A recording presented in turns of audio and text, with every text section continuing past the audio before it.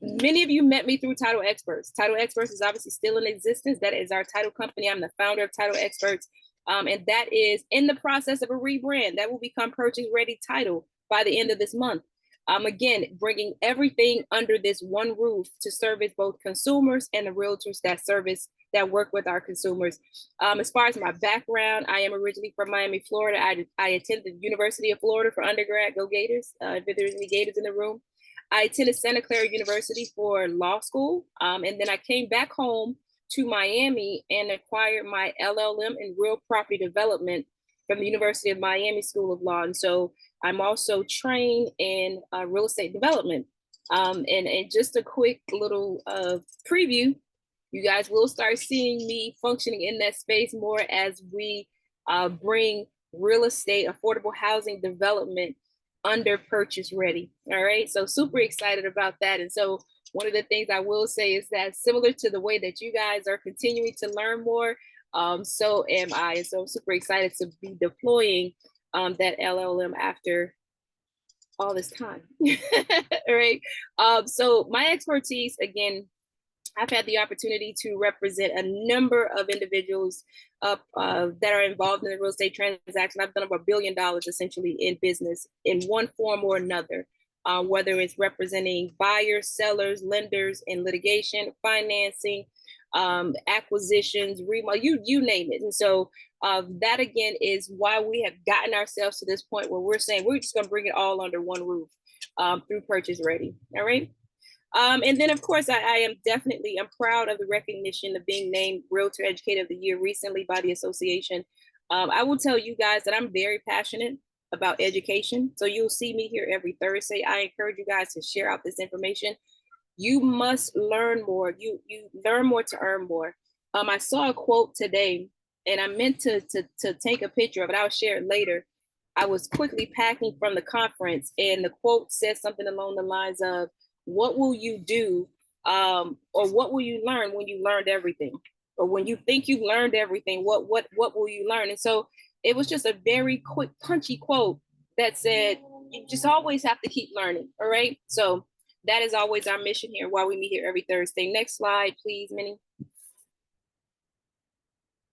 All right. So I told you guys about Purchase Ready, new brand that you guys will see launching by the end of this month, where we have brought under one roof lending, real estate, and title. It is a full service ecosystem. Additionally, through some special training, we're going to be having conversations with you guys about how to develop your brand as a one-stop shop. Even if you're not necessarily specifically providing the service to your consumer, you want them to think of you as their resource for real estate, whether it's lending, whether it's investing, whether it's home improvement. Come to me first, because maybe they're improving for themselves. Who knows? Maybe they're improving to rent out the property, but you want them. You want to be their resource.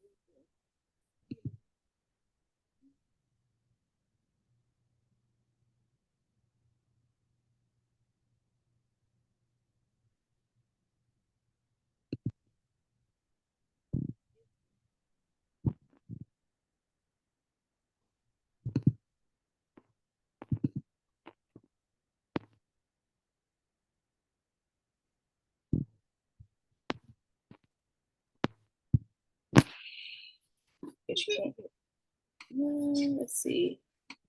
Is that better? Or no? Yes, that's better. I think it might be the connection. I'll be honest with you. So we're gonna see. We're gonna stay put, but we're gonna see how that works out. Next slide, Minnie. But thanks for letting me know, guys. All right, and then the academy again. The academy is going to assist you guys in pretty much implementing the same thing that we've done in Purchase Ready. All right, so let's jump to the next slide, Minnie. All right, so for today's discussion, next slide. Today is going to be very direct, because the concept that you should gather today is a single concept. We're going to go over that concept, and then we're just going to answer your questions to ensure that you are clear on the concept. And that is how to calculate time periods. This is very important.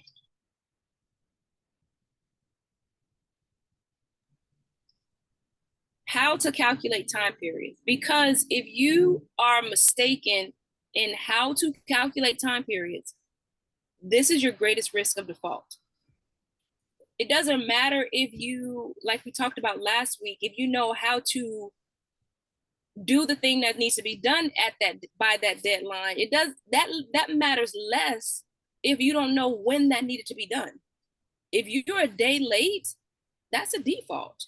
And unless the person on the other side is gracious to provide more time, that's a default. And the contract, you guys, is very strictly interpreted, right?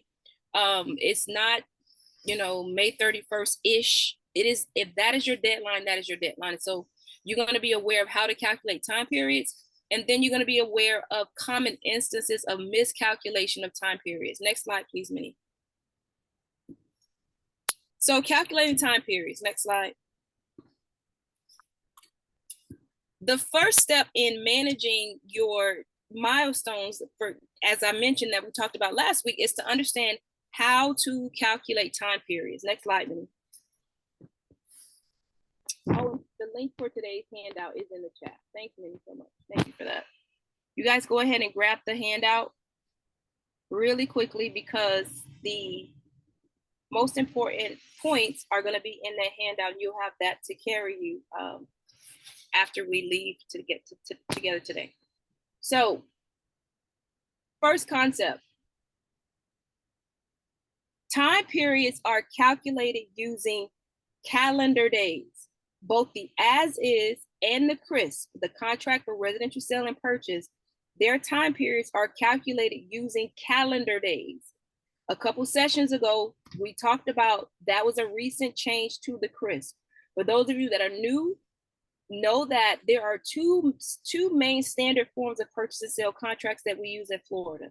The as-is, which is used 99% of the time, and anytime you take a course on the contract, generally that is going to be the form of contract that they are referencing.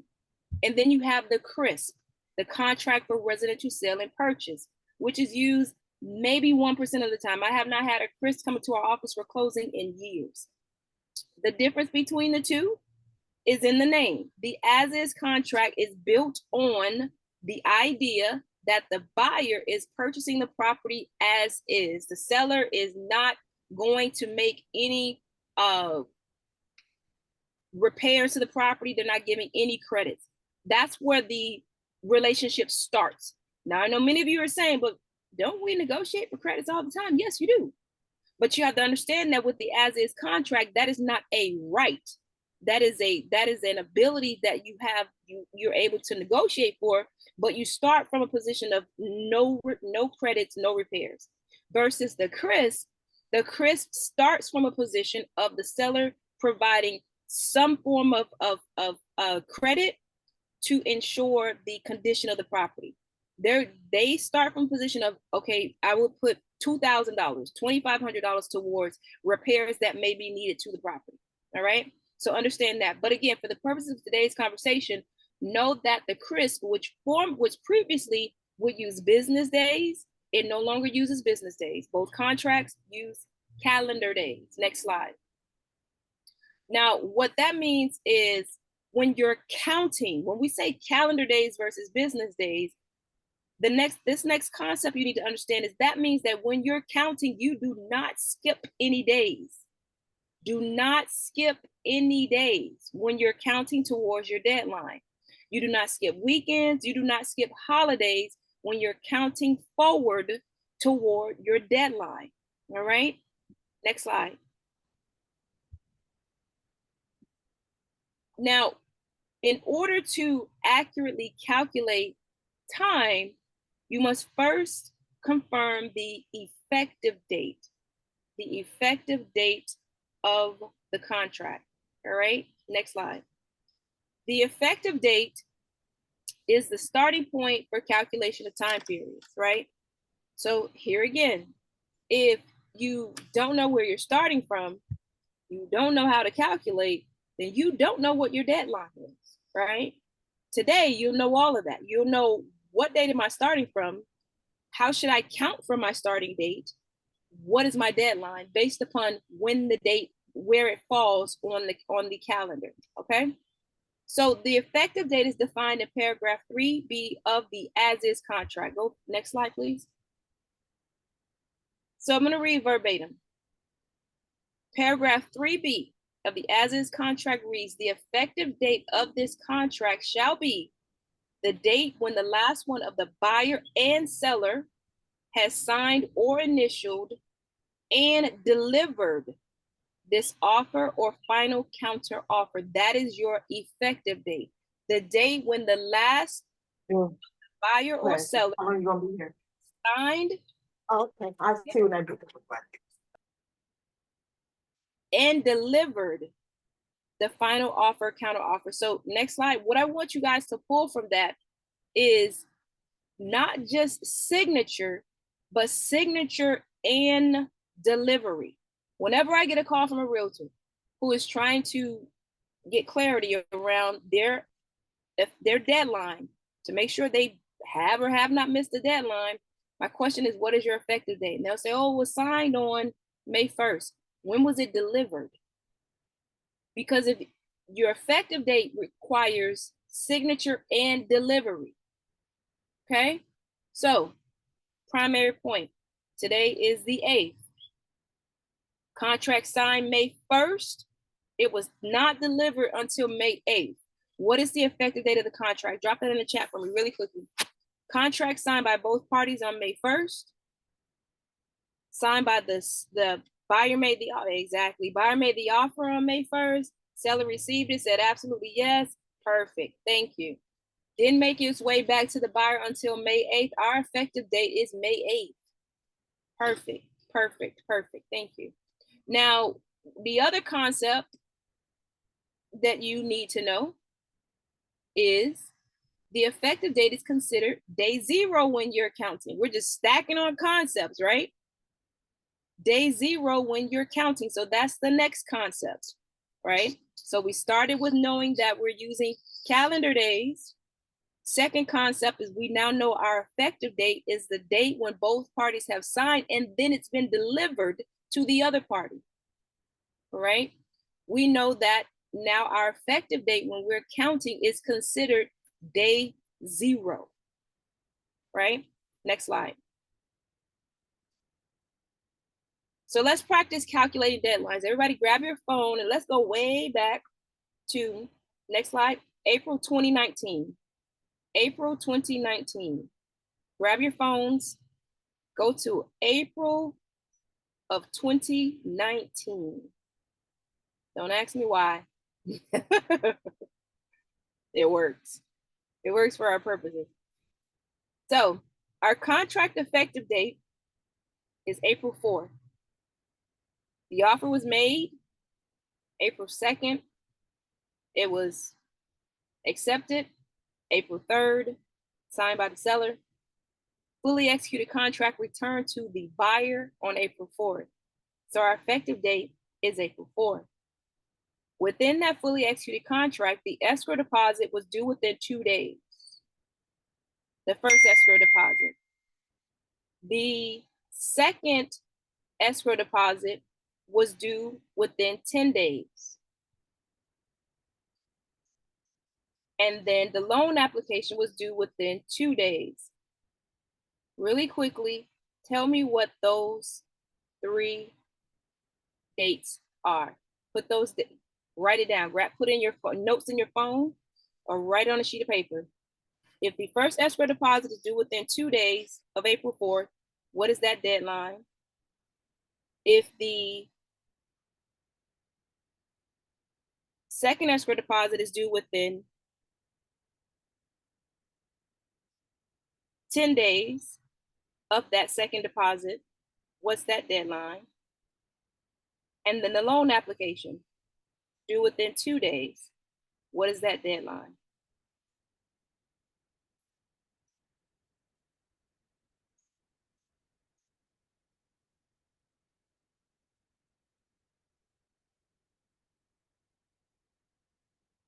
All right, we're gonna count down 10, 9, 8, 7, 6, 5, 4, 3, 2, 1. Next slide.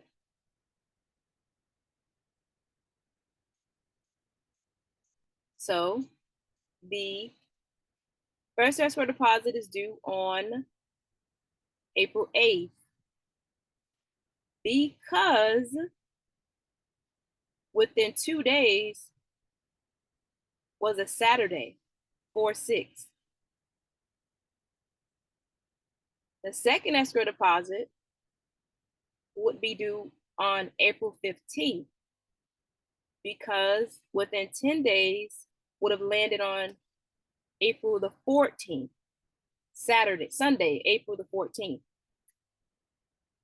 And the loan application would have been due also Monday, April the 8th, because 4/6 is a Saturday. Who's like, Ray Cole, what are you talking about? Put me in the chat.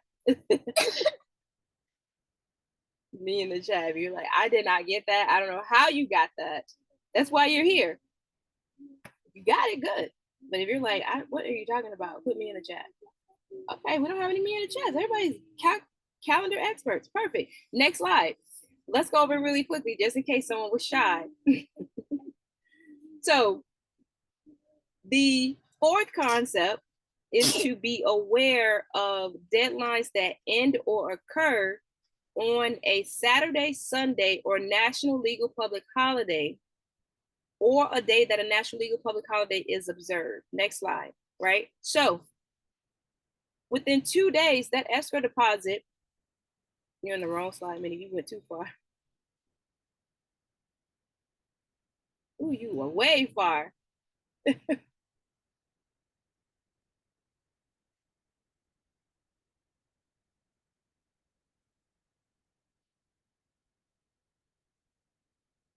All right, there you go.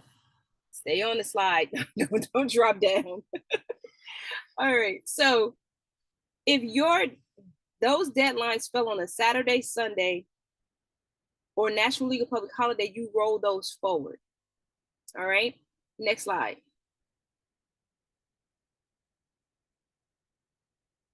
Here's where that concept comes from. Paragraph F of the purchase and sale contract. It defines time.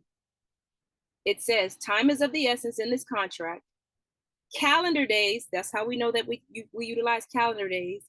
Calendar days based upon where the property is located shall be used in computing time periods. We check that off. We know that we've already hit that concept, right? Here's how we move these dates to the 8th and the 15th.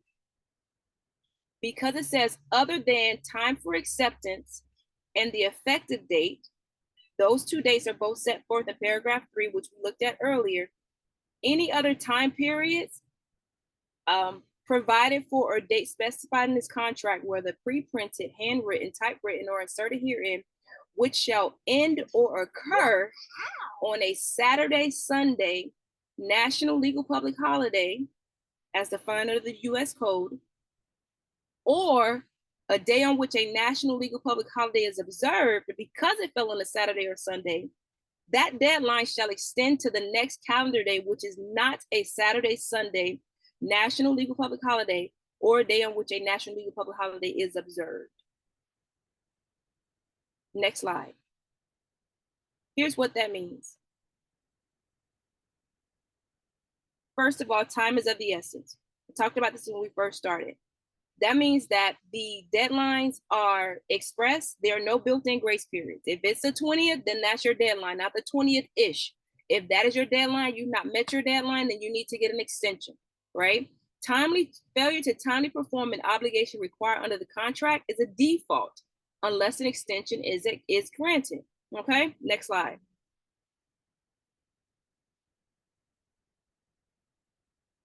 Next slide. What deadlines are not extended to the next calendar day, even if they fall on a weekend or national legal public holiday. Next slide. Now here's how we answer your question, how you knew.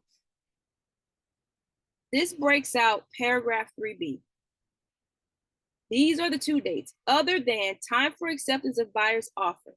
So in paragraph 3B, you provide a deadline for the seller to accept the buyer's offer. If the offer is not accepted by that time period, contract, the offer is extinguished, that date does not roll forward, right? So you make an offer and you say, I need to hear from you within 2 days.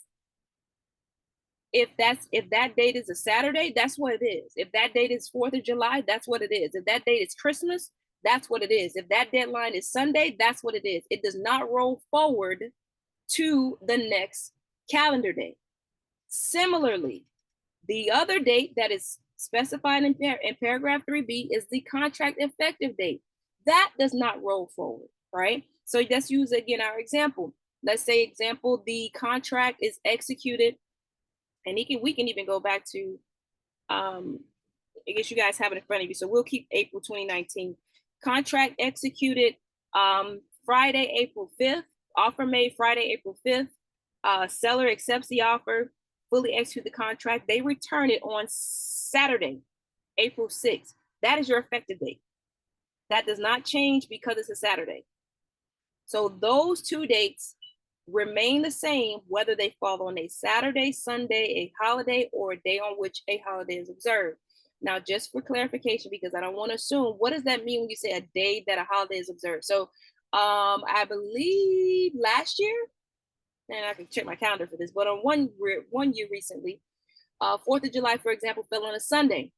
And so it was observed business-wise on that Monday, right? So businesses were closed, right? So that's an example of a day on which a national legal public holiday is observed, right? Doesn't happen very often, but you just need to be aware that if you're within a year where a national legal public holiday is going to be observed on a day later because it fell on, for example, a Sunday. All right. Now, with that being said, here's what you need to understand. If the deadline is not for receipt of a response to the buyer's offer or the effective date, every other date is going to roll forward to the next day that is not a Saturday, Sunday, national legal public holiday, or a day on which a national legal public holiday is observed. And the deadline is 11:59. It used to be 5 p.m. That's no longer in the contract. It is 11:59. All right. So escrow deposit, inspection period, second inspection period, HOA application, right? All those other deadlines roll forward. Now, here's some language that you need to be aware of. If the language says within, or before, then that cannot roll forward. If it says on, then that's going to roll forward. But if it says within or before, that is clear. If it says before the 8th, it needs to be before the 8th. And if the 8th is a Saturday, then then your deadline is what? Friday the 7th. Does that make sense? All right, perfect. I see Mr. Baptiste shaking his head. Yes, so he's going to speak for the group. Next slide.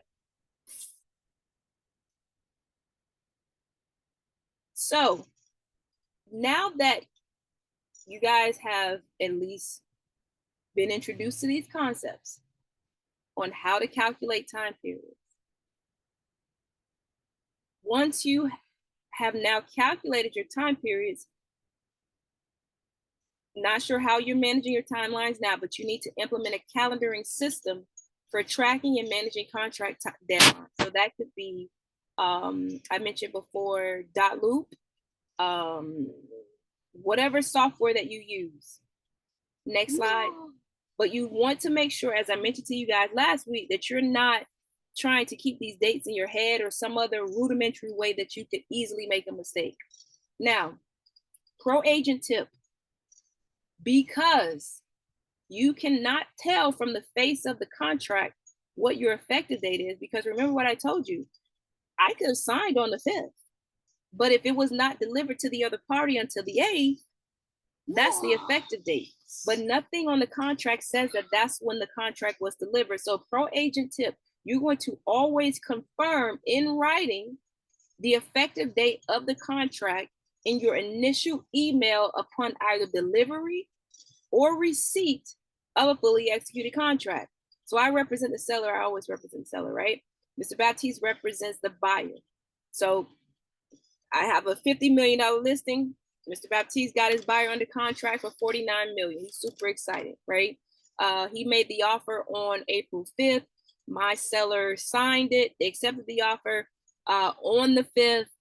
I got busy celebrating that, you know, we're about to close on a $49 million deal. It took me a couple days to recover. I finally got that back over to Mr. Baptiste on the 8th. I'm still recovering from celebrating, so I just shoot him the email. Hey, Vicious, here's the contract. See you at the closing table. Let's get this money, right? He should, as a professional pro agent, respond to me. Thanks, Ray Cole. Glad to finally hear from you. I thought they accepted this 5 days ago, but we're neither here nor there. Confirming that our effective date is the 8th. See you at the closing table. Someone, either if I didn't send it to him and say today our effective date is the 8th, or he didn't respond to me saying our effective date is the 8th, that's an opportunity for confusion. Now, can we go back to emails and you know, if we, because what happens invariably? We're friends now. We're best friends. We're doing a $49 million deal, right? 40 million in cash, $9 million loan. We're best friends now. But as we get further down the contract processing timeline and we start running into static after we inspect the property and his buyer being, you know, nitpicky, now we're battling on everything. Deadline should not be a point of contention. The way you avoid that is you make sure that you agree on the effective date. All right? You agree on the effective date, and the way we count, that's in the contract. I mean, there's no dispute there. All right? So always confirm your effective date. If you use a transaction coordinator, then that's going to be the first line of their email that they send out to everyone. Our effective date is. All right? All right, next slide. Now, last week, next slide, you guys received a timeline abstract. It's also included in this week's handout. Again, use that. If you have a workflow set up and how you manage your transactions, use this as a resource. It doesn't have to be the end all be all, but use this as a guide for some of the milestones, the deadlines that you need to ensure that you track on your transactions. And make sure you understand that this is the same whether you represent the buyer or the seller, right? I would even suggest that you look at these deadlines when you're deciding whether or not you're going to accept an offer. Because you know what this also does? This also will allow you to not mistakenly accept an offer that has conflicting dates. So I've had situations, luckily not recently, I've literally had situations where the contract is set to close within 21 days, but then they leave the loan approval deadline open. If you leave it open, what's the default timeline for loan approval? 30 days. So now you've given the buyer the full contract time period to cancel the contract because they didn't get financing, because that's a financing contingency, right? So with that being said, the point I want to make here is to not only calendar your dates when the offer after you're under contract, look at those dates when you're determining whether or not that's an offer that you want to accept. You want to make sure that you don't have too many deadlines that are contingencies that are so close to your closing date. All right. All right. Next slide. Any questions? I told you guys that this is going to be, as far as content, very direct. Very direct, because I want to make sure that I left time for questions. All right. Any questions? If you learned anything, if you learned anything, put learned in the chat. If you learned anything, put learned in the chat for me. I just want to make sure that you guys learned. All right. Want to make sure that everybody learned and that your time was well spent. I don't want anybody to spend their lunch break wasted, right? You could have been eating or something. All right, next slide, Minnie. With that being said, I want to remind you guys to, next slide. Want to remind you guys to, next slide. The replay. If you have not already signed up for School, School is an app. It is the app that we use to house the replays to these webinars. It makes it super easy for us to, it's essentially a library at this point. It will have the webinar itself and the handout saved in, it's under the classroom tab in School, right? So make sure you go in there and you select, you can follow this in the chat. Minnie has dropped the link. You can also follow this QR code, sign up for School, and you have access to the recordings. All right, next slide. Lastly, want to make sure, again, make sure you follow us on social. And then with regards to, next slide, with regards to the webinar, we are updating the link. For those of you who are on this, you should be fine. But we saw that there is some, I know there's some drop off with the registrants receiving their confirmations. So when you get the confirmation for the next class, make sure that you add it to your calendar. What we are going to do is utilize one link that is going to be the link that we use for our Thursday webinar series. So Purchase Ready webinars will take you to a Zoom registration link. One second, gotta sneeze. It'll take you to a Zoom registration link where you'll sign up, and thank you, where you'll sign up, look at Della, where you'll sign up, and once you sign up, you'll receive the, you'll be signed up for the series. So no longer will you need to sign up for each week, all right? So that should help with the friction because I'll be honest with you, even I was not receiving some verification. So there you are. Next slide. Are we done? Are we at the end? Are we at the end? All right. So go back, Minnie. All right. So that's next week class. Next week class is Protect the Escrow Deposit. As a title agent, closing attorney, I get all the conversations about the escrow deposit. How do we make sure, ooh, excuse me, trying to get it back, trying to take it. Wow, got a lot of sneezing going on. All the who, what, where, when, and why. So that's the conversation for next week, all right? So look forward to seeing everyone next week. Make sure you keep an eye out on your emails for the confirmation. You're welcome, Charmaine, good to see you. And again, you guys got what? Gave you 20 minutes back. We did very good. We did very good. So I'll see everyone next week. And again, don't forget to sign up for the school community so that you can go back and listen to this. Make sure you have this down. I have it committed to memory. I've been doing this for a very long time. But make sure that you guys have this framework, these concepts committed to memory, right? Committed to memory. Calendar days. What's my effective date, right?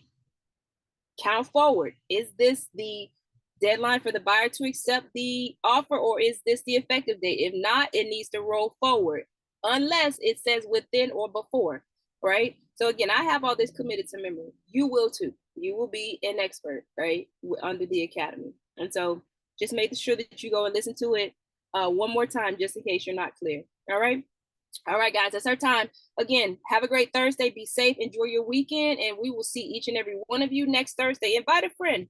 Invite a friend. All right. Talk to you later. Bye.